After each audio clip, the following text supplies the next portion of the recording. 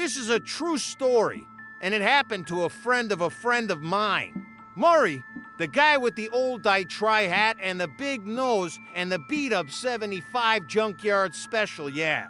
Murray the Moocher. Why did they call him Murray the Moocher?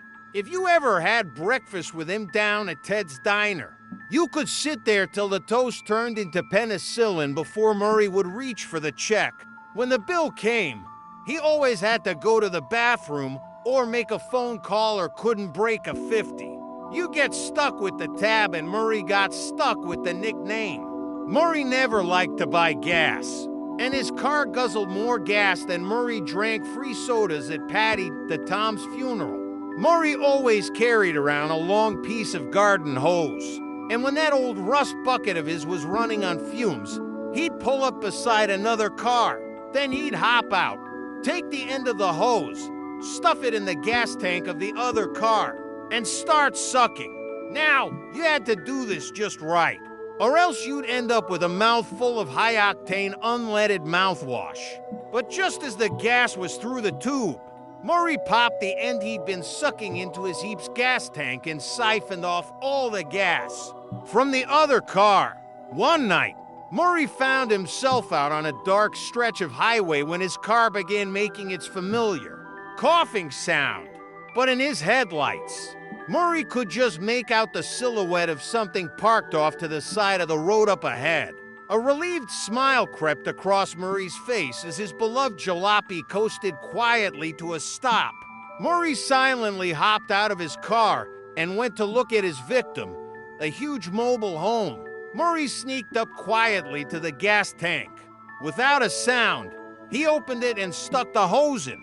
Then, with the practice flair of a concert saxophonist, he placed the hose in his mouth, adjusted his armature, and began to suck.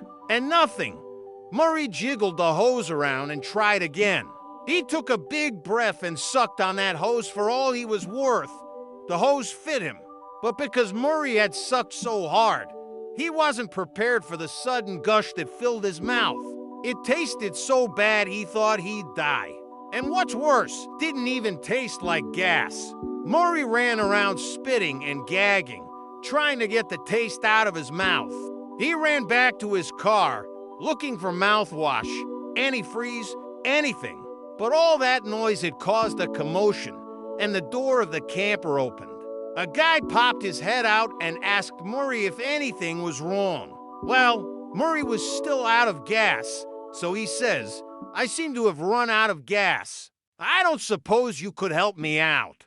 The guy in the camper, realizing he was Murray's only hope, said, "Sure, I got plenty, but it's all in my gas tank. I don't suppose you know how to siphon gas." A gentle smile washed over Murray the Moocher's face.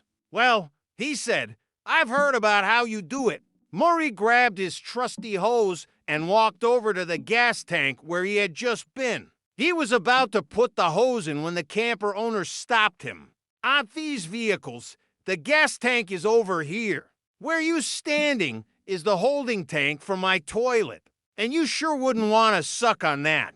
This is a true story, and it happened to a friend of mine. Murray the Moocher, you know who I mean, the guy who brushes his teeth maybe 50 times a day.